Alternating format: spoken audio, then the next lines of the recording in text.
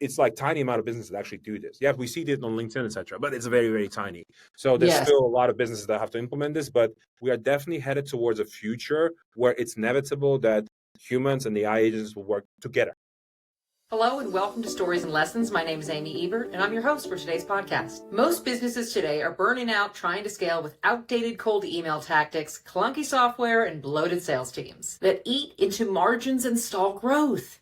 But in today's episode, I'm sitting down with Frank Saunders, who scaled to $3 million in annual recurring revenue with a completely fresh approach. He breaks down how AI agents, smart systems, and a lean team helped him close deals, dodge spam filters, and dominate his niche fast. So if you want a better way to scale in 2025, stick around. And hey, do you want to build brand authority and visibility without the overwhelm? Head over to 10xoncamera.com and jump on the wait list for our next masterclass. Link below. Frank, okay, I'm looking at your background and all this super cool stuff that you've done, and you've definitely had some pivots in your career as an adult. And so if you don't mind, just kind of familiarize our audience with you a little bit, go back, do a little backstory about your pivots as all these different, like literally each piece could be its own podcast. So we'll do our best at putting it all together today. All right. So let's hear. I had a little career, well, over 10 years. So I don't know, I'm 37 right now. So definitely had a bit of career. So I finished my degree in international relations and security, and I thought I'm gonna work for like NATO and go into politics, etc. But that just never happened. When I realized the type of people I was gonna be working with, and it wasn't my cup of tea. Essentially, I'm all about efficiency. I'm always about sort of execution. Everything I do, what I did some, when I work in retail or in a nightclub as a bartender, whatever, like I was always about doing a really good job and at the highest possible sort of efficiency. That's the type of person I was always like. Think of it like a semi-AI agent. But then I realized that the people around me, they didn't want to really be very effective at their job, etc. So this is why I left the public sector realm and I joined Google. So Google is a fantastic place to join to start your sort of it's called your digital career, because you get trained. I got like 6 weeks of onboarding, learned all the Google products, became really good at the stuff. And it was great. You tell people how to use Google search and spend more money in Google ads, stuff like that. But so most of my career over 10 years, I've been in customer facing roles. So sales, customer success, but really in the early days, it was really looking after customers and making them successful. So think of it, as account management, maybe, or customer success, strategic partnerships, whatever, all the same. And then inevitably what happened was when I moved from Dublin to London, and I worked for this company called Black Crow. They're based out of New York, and they do the old school AI stuff, machine learning. They still exist, very cool company. And there my boss told me, hey, listen, Frank, you are not an account manager. You are a goddamn sales machine. How about you try sales for a quarter, and then if it doesn't work out, you can always go back being an account manager. So I did try it for a quarter, and I never looked back. With all the typically, when they join sales versus customer success, you earn a ton more money if you're really good in sales. And that's exactly what happened. So I never looked back from a paycheck standpoint, from the standpoint of that it gives me dopamine hits every time I close a deal, like all these things that, is exactly why you're in sales, right? If you enjoy sales, you want to be there for the rest of your life. So, and then my last gig, I was leading a sales team of about 50 individuals. Back in the days, it was growth at all costs. We have to grow. So I hired a lot of people, had 20 plus SDRs, 10 plus account execs, and a bunch of other people. And I was scaling a company from C to Series A, and then I exited because I thought to myself, also back at that stage, is, hey, we're building all this sales pipeline across email and cold calling and a bunch of different ways by just hiring more humans. So more humans meant more pipeline, but I always thought to myself, why wouldn't we just have significantly fewer humans building more pipeline? Why would we just, because typically there's this sort of stat that I share, which is for every 10 salespeople that you hire, only one person is natural. That's also best case out of 10. And then 2 to 3 people sort of can be coached, trained up to be very close to the person that's sort of natural, And then 60% is what I typically call the deadwood, the people that should not be in sales. They're not accretive to your organization. They definitely, you need to hire them to help you hit your pipeline target or revenue target, but they're not really accretive. They're not really contributing to a significant enough level, but you still need them there because you're not going to hit your target, right? Some people will say it's, the 20% of the people in sales, bring in 80% of the revenue. You can also look at it that way, but it doesn't matter. So there's always this dilemma, and all the software and all the process in the companies is built around bigger sales teams, because bigger sales teams means more revenue. And so we're shaking up the space, and I've decided to, with the two co-founders that I've found through YC Matchmaking, is to change this whole thing and help companies to build more sales pipeline with the least possible headcount. So it's a very challenging. And just to kind of sum it up, so in the first year, we just scaled from $0 to $3 million, from 3 co-founders to 40 employees, profitable, have thousands of customers, predominantly in the US.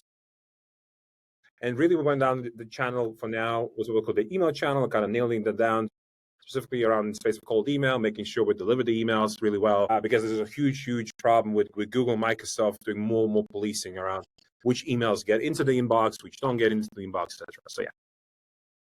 And that's one of the things I wanted to kind of go dive into a little bit, because I see that so much where it seems like email deliverability is one of the biggest things. I mean, you can have the most beautiful, perfect email, but if they don't get it, then it really doesn't matter, right? So what are some things that you've learned with doing that? There's so many things that you just went over that I want to go into a little deeper, but now that you're on that one, we can dive into that a little bit with what are some of the, you talked about Google and Microsoft in particular, right? They're just kind of changing just making it harder for just spam, essentially. They want to just crack down on spam. Just go a little deeper into that a little bit and what you're doing to kind of overcome that. Around Google and Microsoft, so what they're really going after is what's called the bad actors. And actually, these are it's less about the spammers, it's about the phishing attempts. It's about ransomware, like really bad stuff in email. Mm-hmm. So in order to crack down on that, it will also impact anybody that sends unsolicited emails, essentially trying to generate business. And so there's definitely, an impact to the businesses that just generate a lot of meetings through cold email. So yes, it is getting tougher and tougher. So if we just take some random metric, let's call it open rate reply rates, they will tank for the organization. So it used to be much easier to be sending emails 3 years ago. Today, it's very, very, very tough. And it's as difficult essentially as running Google Ads campaigns, doing the bidding, etc. The only difference is that if you're going to fail in Google Ads, I mean, it's going to be very expensive. It's like a bottomless hole of money where you could keep chucking, Google's going to, keep charging you. Whereas actually sending emails is very, very inexpensive. So for typically for every dollar that you invest in email, the return is $36. But it has to work. Right? The durability has to be there. So for me, deliverability, or what I call success in email, really lies in 4 pillars. So where do you need to invest your time in? And there's literally these 4 areas. So this is why it's a bit tricky. So on one hand, it's the copy. What goes into the email copy? So making sure you don't have heavy HTML, you don't have a gazillions of links, etc. This is exactly what Google or Microsoft or anti-spam softwares are looking at, and where they're trying to filter you out. So, and naturally, you want to make sure you're writing a really great copy that's relevant, personalized, and everything, so that the users are also less likely to click on the spam, mark your email spam, right? So do, everything you can, because people are fatigued with emails. They get a lot of emails, and they're very, very trained to be clicking the spam button. But if your email's good, and if it's the right prospect, then they're unlikely to mark your spam. So that goes into the second pillar. Second pillar is targeting the right people. So still, there's a lot of people today that just get lists wherever, and they just blast everybody on the list. Yeah. And they don't understand that there's repercussions of, if you're sending email to the wrong people, what will happen is they'll mark you as spam. It's essentially, then it's hurting your overall ability. So what needs to happen these days is just be a nice human. Essentially, send great emails to great, good people, which are in your target audience. And if you don't believe they're part of your audience, just get rid of them. Because sending email to the wrong people really harms your overall ability, and all your campaign will tank. So the next thing, so targeting is number 2. And number 3 is using the right software to send emails. So I'll give you an example. Let's say you don't use something like MailChimp, which is designed for newsletters, to send cold emails. But we are still transitioning customers from MailChimp to Salesforce. Some of them still use MailChimp from cold emails. This is probably the worst case example. You're transitioning stuff from MailChimp over to us. But it's other softwares that essentially don't invest heavily into the topic of email deliverability. They believe that the topic of email deliverability lies with the customer rather than with the software, whereas we believe that to solve the deliverability problem, we have to solve it for the customers, because the customer is unable to solve their own problems. So maybe some examples. So typically, let's say if we talk to a company or a founder, they don't know much about deliverability at all. So they are unable to solve their own problems. Then if they have some sort of engineering team, the engineering team also doesn't know about, the availability problem from a technical standpoint. And then there's no headcount ever typically for the topic of email availability. So hence the software has to solve it. And a lot of sort of the legacy softwares that exist in the space, and they're very big, they don't focus on this topic. It's a customer's problem, they have to solve it. And then the final thing is, which is just applies to the channel of cold email, is what's called email infrastructure. So we talked briefly about it. So the spam reports that you potentially will get if you're targeting the wrong people with a bad copy, etc. So if you're going to get a lot of spam reports against your primary business domain, what will eventually happen is then all your emails will start landing in spam. And then, you sending an email to a customer, to invest, etc., it will land in spam. You don't want that to happen. So you need to safeguard your domain. That means do not all emails from your primary business domain. So you need to set up these sort of what's called permutations of your primary. So let's say we have a domain called salesforce.com. We will get a domain. So we will not send an email from salesforce.com. We'll send an email from teamsalesforce.com, get salesforce.com, try salesforce.com, and so on and so forth. Right? So you set up these, the batch of domains with your company brand name, and then if somebody checks it out in Chrome or Safari, it redirects back to your website. But don't send from your primary any form of cold emails, only inbound emails. So only if people sign up to your website. So would you say would you recommend it all to get like a completely different domain then for that, or just so completely different but maybe sounding a little similar? Yeah, you just have a prefix or postfix, so, team Salesforce, get Salesforce, and so on, right? So .com. So that it's very important that you get .com domains, not any other ones, because the whole internet was built on .com domains, like Salesforce.com, etc. Right? So if you buy other domains, people become suspicious. So let's say .biz or .org, whatever, Yes. And then people will start. Essentially, they're more likely to report you for spam. Just get the mainstream domains. So that's the setup. So 4 pillars, right? Copy, targeting, using the right software to send the emails, and then having infrastructure. Without infrastructure, there's no way that you'll be successful, because it doesn't matter how great your targeting will be or copy, you will still get spam reports. And Google and Microsoft, they penalize you pretty bad these days. So there's no way around this. And so yes, there's also a misconception in the space that you can use what's called the subdomains. So the subdomain being mail.salesforce.com. Yes. Subdomains are only for inbound related traffic. So I'll give you an example. Let's say on inbound. So let's say you're a business and you have a lot of users and you send them a lot of emails, whatever. There's one type of email, could be newsletter email, right? So it could be newsletter.salesforce.com. And so you create a subdomains for a specific email type of traffic. So this email type of traffic or the reputation doesn't impact the other email type of traffic. So it could be then another one could be notifications.salesforce.com. It could be payments or invoices right. So essentially these are different streams of traffic. So it doesn't, one subdomain doesn't impact the other one. So that is totally fine. But the reason why you can't use this in cold emailing is because if you would use your primary domain and you would then reach out to another business, when you are being reported for spam or you're about to be blacklisted in a big network, it will blacklist the top level domain rather than subdomain. So that means all the subdomains will burn, or all the subdomains will be impacted. So because if the top level one is impacted, all the subs get impacted as well. So this is why you shouldn't be using these subdomains. You should be only using additional top level domains. Yes, that makes a lot of sense. Okay, so then what do you guys, how does Salesforce help with that then? So we have quite a few products. And so think of it like a bit like an Apple ecosystem. So you pick different products. There's an ecosystem type feeling. So like Apple Apple has Apple ID. We have Forge IDs. You can log into different softwares.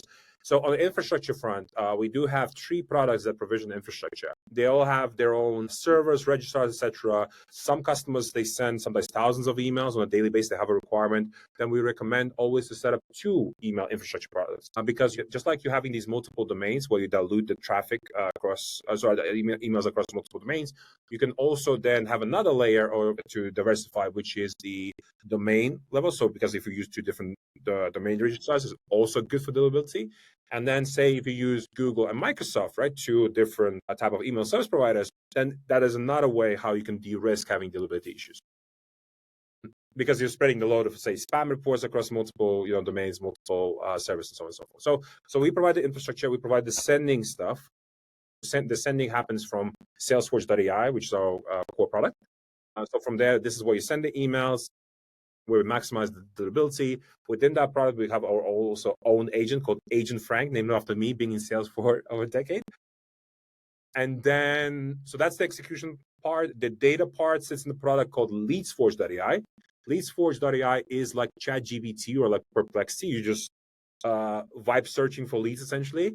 You essentially, typing in, I'm looking for VP sales in Atlanta, and you get VP sales in Atlanta, right? So, and what happens behind the scenes, we're hooking up to multiple databases in the world to then get you as many VP sales in Atlanta as possible. So you typically type in your ideal customer profile now. So what else am I missing? And the copy part. Okay, so the copy part is being solved in Salesforce. So how do we craft a unique email to everybody? Is the following way. So you outline your value proposition of your business within the software, so in Salesforce. So what do you sell? Who is this for? So what's the ideal customer profile here? What is the pain that you're solving? What is the cost of inaction if they don't, take any action on this particular problem, and so on and so forth. So we have a good context about why the heck you're reaching out to people. And then additionally, you can upload within a knowledge base that exists in Salesforce, your sales playbook, pricing, FAQs. So that's an additional context about your business. And then, so we call that the seller data. So we have good context about your business, and then we need to match this seller data with what we call the buy data. So what do we know about that person when we're reaching out to them? So we go and do web crawling. So we go and check out the website. We go and check out the LinkedIn profile, and so on and so forth. So then we programmatically stitch these two data sets for every individual that we reach out. And then we apply a large language model on top of that, so AI, to then compute a highly relevant and personalized email. So if somebody's wondering, how does that look like? Just go to agentfrank.ai, and you can literally type in your email address of your business, your LinkedIn profile, and you're going to get a unique email. So that's how we solve. So the reason why this is important, apart from driving better results, is if you send templates today to your prospect, and you receive spam reports by the prospects, what Google does, as an example, Google uses Gemini to correlate spam reports with what's in the content. And then what will happen is, if you're receiving quite a few spam reports against that email template that you send out to your prospect, then your emails will start landing in spam, not because of the domain or the IP or whatever, but because of the template, is that content that you keep on sending at scale. Google sees that across its network, that the same copy is landing in the mailbox, and typically is being reported as spam. So by default, it starts landing in spam. So one way to solve that is to craft a unique email to every person. And then there's another way, which doesn't cost anything, is called spin tags. Spin tags, you can Google it. What it does is it randomizes. So you're saying the same thing, but using different words. So for example, hey, hi, hello, instead of just hi.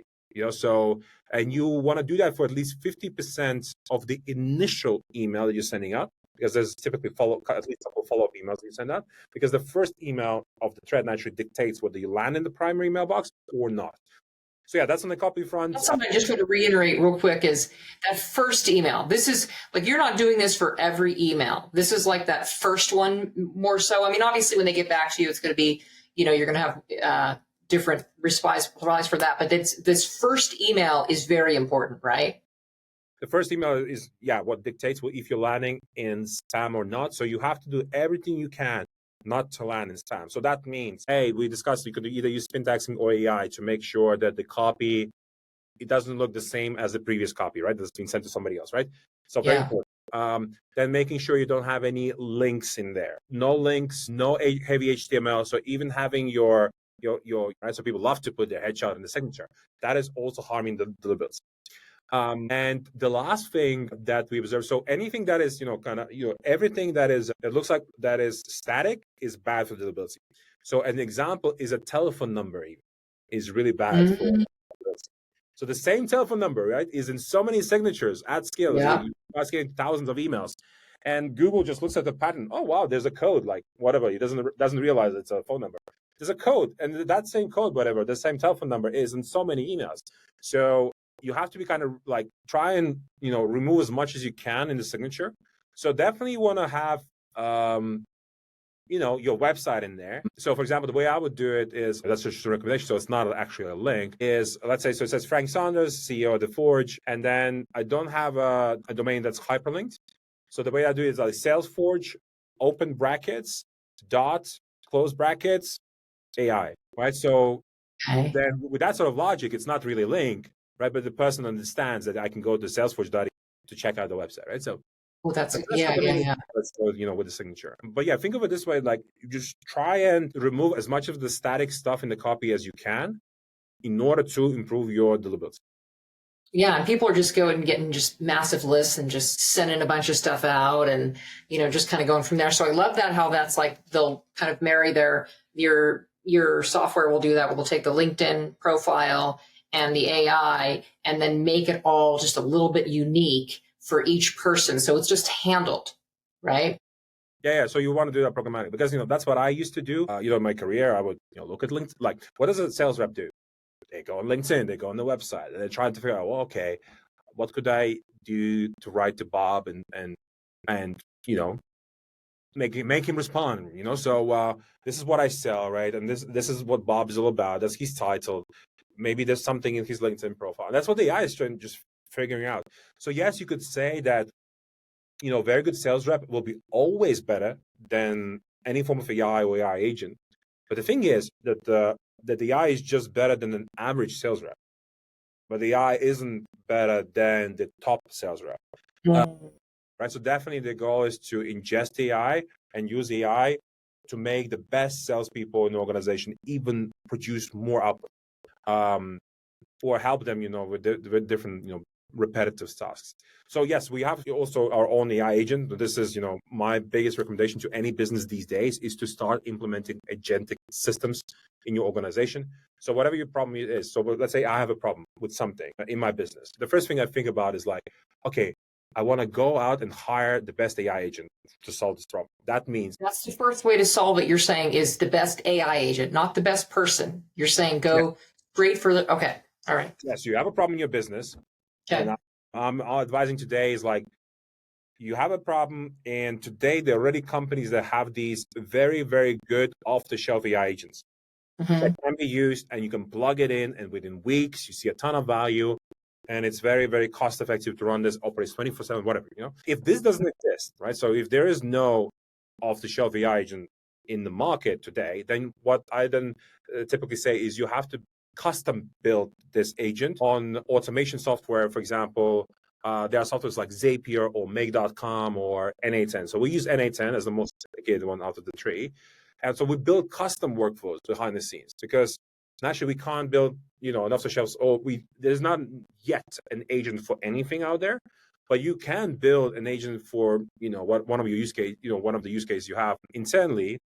And so N8N is a fantastic sort of backbone automation engine that you can use and build out various agents. So I'll give you an example of what we do. So one thing, so for example, if you're going to sign up to our website today, literally within 1 minute, you'll receive a WhatsApp message from me saying, hey, Amy, this is Frank from The Forge. Let me know if you got any questions. And that's all we're going to do. So that's powered by N8N, right? So it has no AI. Yes, it's a little nice template, but I call that sales service.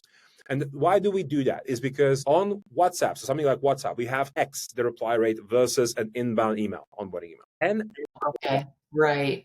I've actually was talking to somebody about that recently as well, that owns one of those AI agencies. And he said he's like the same thing. He's like, I get so many emails. He's like, I don't even read them. Like, it's just like the text message is kind of like the way to go forward. You can't do that cold, though. You can't do the cold emails like that. But like you're saying, if anybody's opted in, have the SMS in place or WhatsApp or some version with that, right? Because it's a pattern interrupt. Think to yourself, when was the last time you signed up to any website, something got a WhatsApp message? So for me, it's never. Literally zero. So are you seeing WhatsApp is even more better results than just the straight SMS? I haven't tested SMS, if I'm very honest. My take is that, so, I treat WhatsApp like I chat with my friends on WhatsApp and some, friendlies in the space, whatever. WhatsApp is I would never do that via SMS, because SMS is a bit too official, let's go that way. How do you make it more casual, let's go that way? And that's WhatsApp. Okay. And yes, the problem with WhatsApp is not everybody potentially uses WhatsApp, but I think So because not everybody gets the WhatsApp message, right? But only if they have WhatsApp.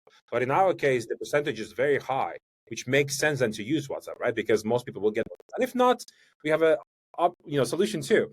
Solution two is we definitely have a trial for one of the products, and anyway, you can explore the product. But if you're gonna sign up today, and if you don't end up buying anything from us within 7 days, we'll check what happened with you on the app. Did you have any conversation with us, or was there any demo, etc.?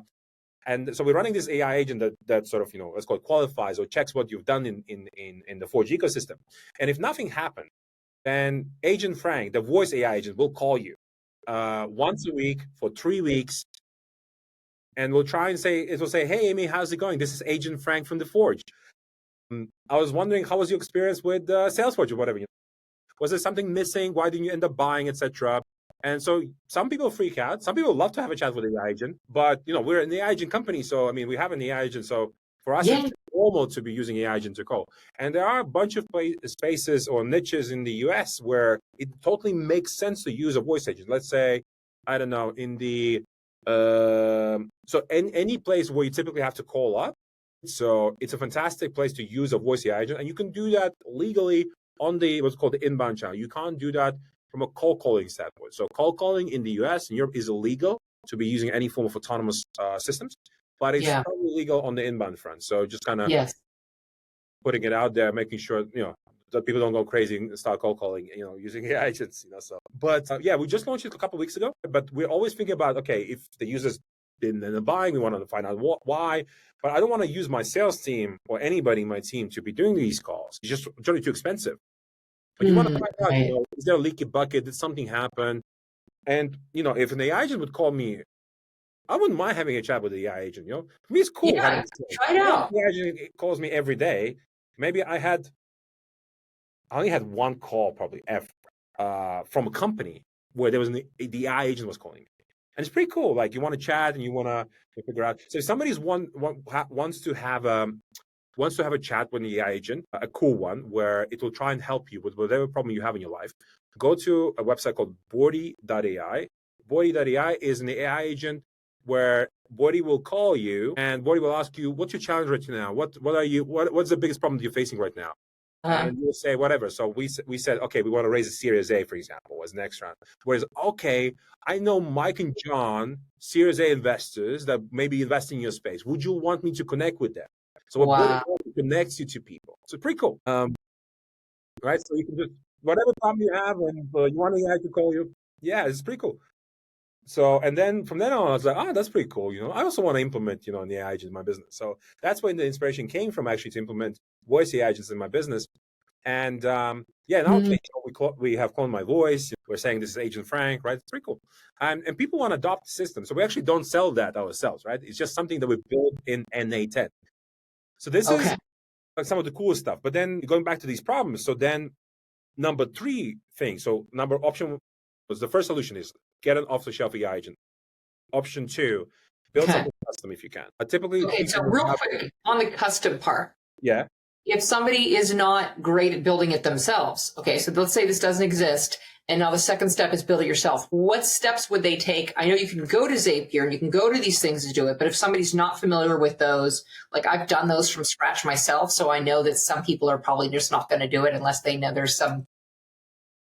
Yeah, so you need to hire typically like a freelancer or actually an agency to do that. Like, call them NA10 people, whatever. So, they are definitely on the market and they build these things for companies. So, yes, you would hire maybe somebody to build this specific thing for you in one of these softwares, correct? If they don't know how to do it themselves. Yeah, so I'll give you an example. So let's say in our case, we have a guy. He's literally, you could call him a growth hacker, but all he does is NA10 all day long. Essentially, he builds workflows for our business every single week, somewhere between 5 to 10 workflows, sometimes one if it's like very, very complex. And his job is to kill repetitive stuff in our business. So heavily kind of geared right now towards revenue. But yeah, his job is just to kill anything that is repetitive. So we kind of feed ideas in this channel called NA10 channel. We just kind of tag the bot and say, hey, it would be cool to get rid of this or, do that. And then he comes up with a solution, builds the agent, etc. So that, yeah, that's what we're, so, but yeah, typically people don't have the skill set to build themselves because you need to know stuff. And So will he build it out on the platform as well, or just tell you the workflow and what to do, or will he actually input it into the system as well? Like, so you can ask for workflows and they'll tell you what to do, but will this actually put the workflow in for you as well, install it also? yes, yeah, he does everything end to end. So, Okay. so there are people that just do this end to end, just tell them what needs to be built, and so they'll try and come up with the best solution to build this to kill the repetitive stuff. It's kind of like people that make websites or whatever. Like they'll do the whole thing for you. They won't just tell you the flow of it. They'll do or funnels or whatever else. It's the same with this type of an AI agent, right? Yeah, it's end to end. Yeah, I mean, there's other examples. Even when we say book a meeting with a prospect, it will give you a full-on summary about the company, who are we speaking to, which are potentially the most best fit product, potentially whatever. So there's a lot of interesting stuff you can do just to kill. So think of it this way. So if you're doing something repetitively every single week, that's an example of something that could be killed. So this is where is this like an NA10 thing that we could just get rid of this? That's the type of conversations that we have. So we are in this mindset of killing anything that's repetitive in our business to make us leaner, right? Yeah. So then if it's not something that can be solved through any form of automation, AI, etc., then yes, you need to go into what are called the human options. Then option 3, a solution is get a freelancer, consultant, coach, whatever. The reason why you go with that option is because there's a problem in businesses these days where you need to train up people, and that takes time or whatever. Sometimes it's just much better. Like, time is money. Sometimes it's just better to plug in a resource from an agency freelancer and use that, especially if it's like something that's short term, to solve your problem. And then the last resort is to actually hire a person in your business. So yeah, it used to be, the first thing that you kind of think about it today as an employee, right? You had to have an employee first. Yeah. Yes. And now it's the last because, training and, like, I'll give you an example. Let's say if we have to onboard, let's say somebody in sales today. So we didn't onboard somebody yesterday. So we have to train them on the domain. So the niche that we're in, explain all our competitors, how we're different, right? To feed the content and train the human. Then we need to make sure they're good on sales. And then we need to make sure they understand AI and how AI works. There's a lot that you need to train a human today, a lot of content.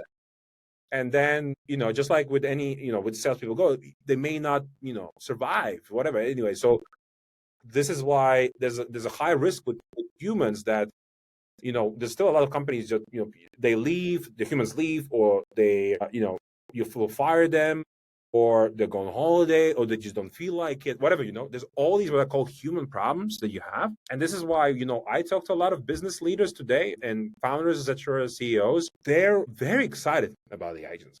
Yes, they're not perfect. Yes, they have flaws. But then so do humans have flaws. Yeah, right.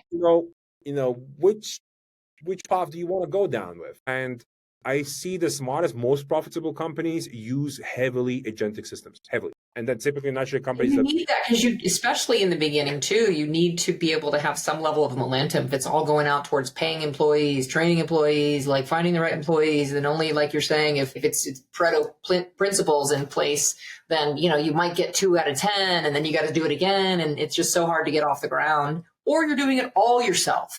So this way you can kind of duplicate yourself a little bit too, right? Especially when you have an agent that's just like you. Yeah, I always say you can get a copy of me for a fraction of the price.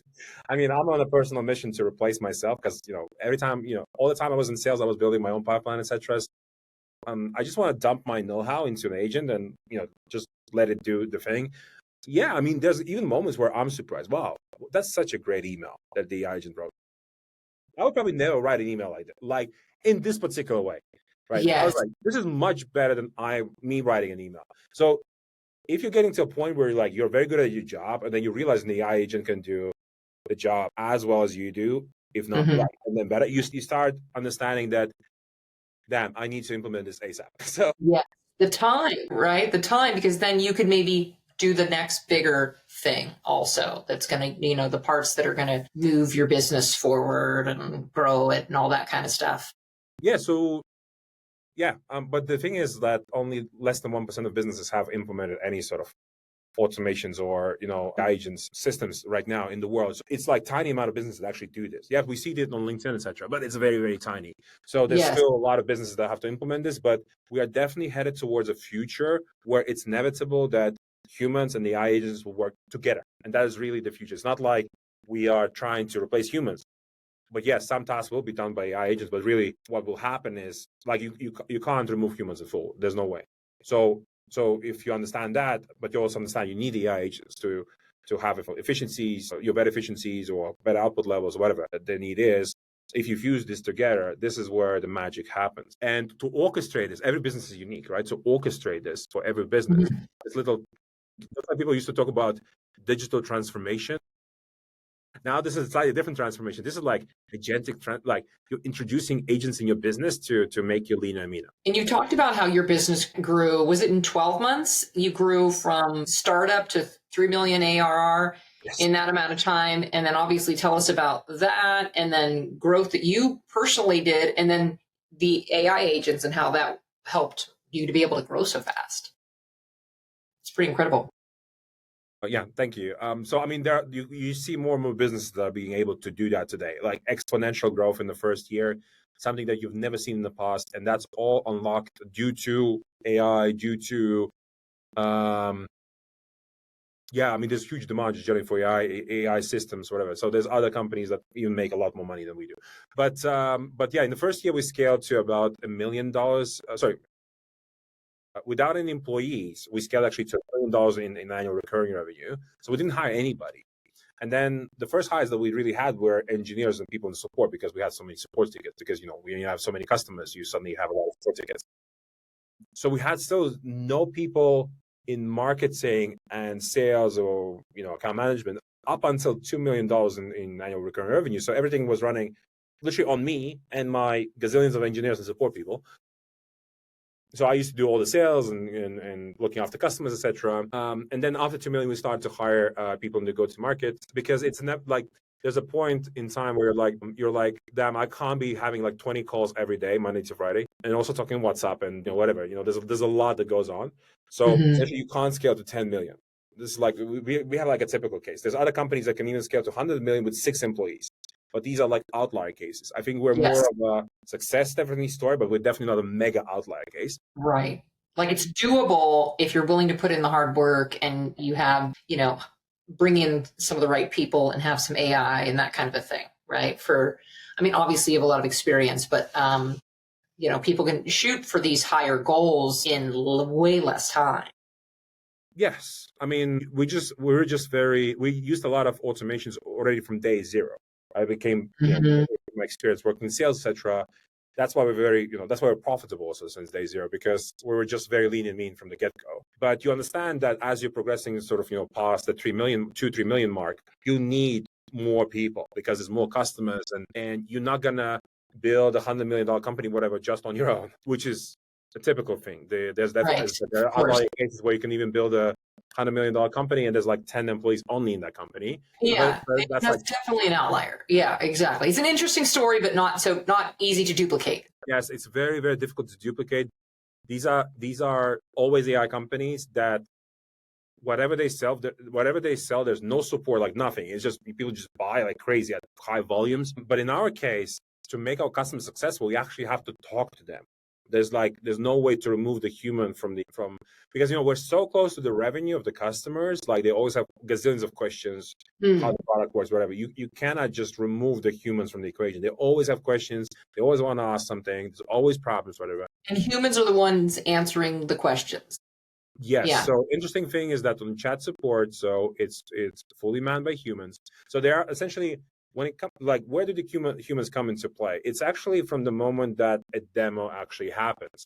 So where we do believe, let's say within the sales pipeline, we do believe that agents make the biggest difference is kind of the top of the funnel and like mid of the funnel. So how do we drive demand to the business? Because humans are really bad actually at that particular stage. Everybody's very good. Like, Frank, once I have the prospect on the call, I'm converting everybody. Yes, but I have a problem to get these prospects on the call, which is a very typical thing. So their biggest problem often is just to get them on the call. Yeah, they're really bad at that part. They just don't know, like, they just don't know how to make people, how to generate meetings. They just don't know. And this is why there's this whole space. There's a lot of agencies that generate meetings. There's a lot of software in the space, etc. It is very difficult problem to be solved because sometimes, it's not just about emailing people. It's also about messaging them on LinkedIn. It's about giving them a cold call, and sometimes it's about showing ads and making sure you have a good website.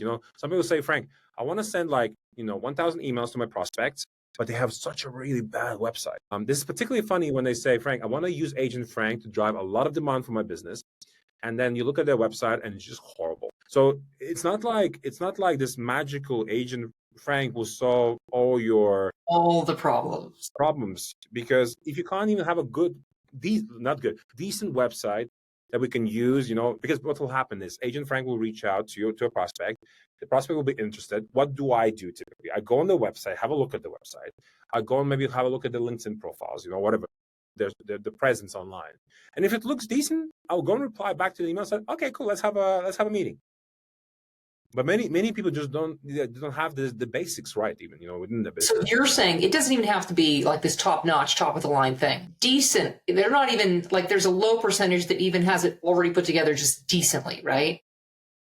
No, it's just that there are customers, and there's many of them that just don't have just decent websites, even. But they definitely want meetings, etc. And then I ask them, well, before you think about getting meetings, why don't you get a normal website? And what do they say? Oh, it hasn't never been a priority. My CEO, whatever. My CEO is very busy. My CEO, we were always generating meetings somehow without a good website. And it's like, okay, well, now you want to use an EI agent and you want to reach out to prospects cold, and like a normal, human being, a buyer will go out and will do some, due diligence, and we'll check out who the hell you are. Mm-hmm. So in some cases, like in our case, it's very important that on LinkedIn we look very good, right? Because we sell to a lot of founders and a lot of salespeople, and they're on LinkedIn. They're gonna go check us out, etc. So we have to look good on there, right? We have to look like a company that knows how to generate pipeline, and we're credible, and we have customers and case studies, whatever. So there has to be that presence, because everything in marketing is not just about this one channel. It's about many channels working together. Because, I'll give you an example. I don't know. If I would be, let's take a silly example. If I would be Elon Musk and I would send you a cold email, of course you're going to respond to me, right? Because you have the brand presence, Exactly. This example, right? But you have presence and you have brand awareness. And if you've been, showing ads, or you have maybe some SEO stuff going on, you are more likely to receive responses. It's easier for the agent to receive response. So this is why these multiple things have to, work together. So I call it like an integrated marketing approach. Think of this way. Yes. Yeah, that totally makes sense, because it's just and that's very interesting if these are businesses that have CEOs and CMOs and things, and they don't understand that part about even the website presence. Maybe things have worked for them in the past, and then they're like, we don't want to spend 10K on, redesigning the website. And I was like, okay, well, I mean, I wouldn't buy from you. I'm not asking you to build the best website in the world, but there are definitely websites where this has been designed in 1990s or something, early 2000s, and you can see it's really, really old, but it has worked for them. Yes. The reason why they're reaching out and why they were exploring our tech is because nothing's working right now. And it's like, okay, times have changed. It's just that, there's businesses that definitely don't change at all, some of them. Things will tank, just like email deliverability. The rules of the game have changed by Microsoft and Google. And that's why a lot of people come to us and say, Frank, our emails don't work anymore. Everything's landing in spam. Cold email is dead, whatever, And I was like, the rules of the games have changed, so you need to use the right tech and whatever, all the stuff that we have discussed. And people don't change anything. They just expect, things used to work 10 years ago, they still work today. But unfortunately, that's not how it works. It doesn't matter whether it's the email channel or call calling or Google Ads or whatever, SEO. SEO is also massively changing today. These days, it's all about me trying to figure out how do I pop up more in ChatGPT or Perplexity. Guess what I'm doing? I'm going and reaching out to Wikipedia to have my page on Wikipedia, because Wikipedia is the number one source for ChatGPT and Perplexity, etc. Okay, cool. Then what's the number two source for ChatGPT and Perplexity? It's actually Reddit.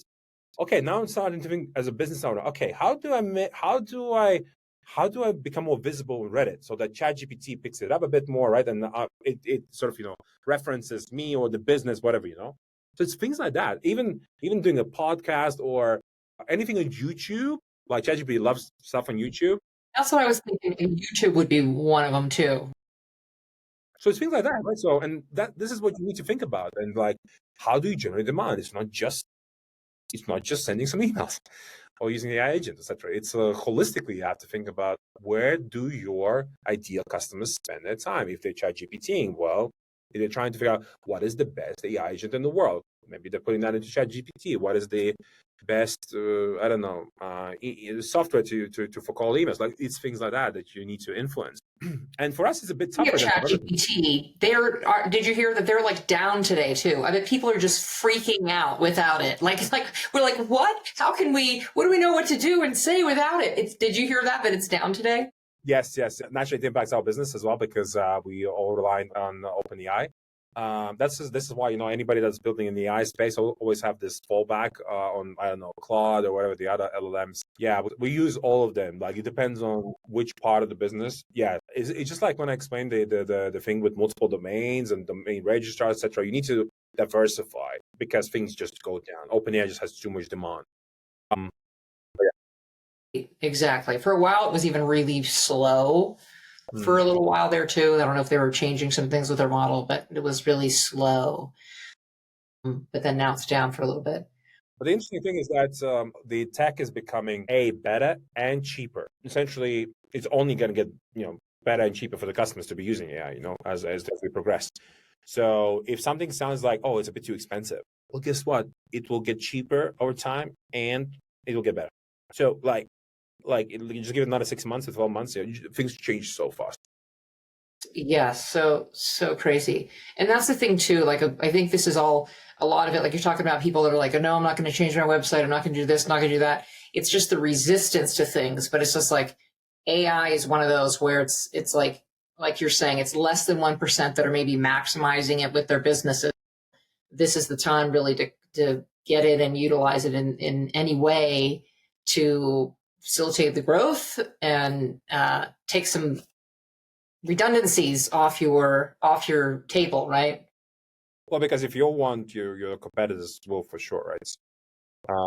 That's how I always think about it. So that's why you always have to stay ahead of the game. So yeah, definitely, yeah. Sorry, well, thank you so much for your time. Go ahead. What now? What did you say, Frank? No, I was just thinking about something and I lost it in my head. Dang it. Well, let us know if it comes back. And I know you are a super busy guy, and I appreciate your time so much. And you've just so much good stuff. I'm gonna have to rewatch this so many times to get all these fabulous gold nuggets that you've been dropping for all of us. So I appreciate it. And any closing remarks? Where can people find you? All that good stuff.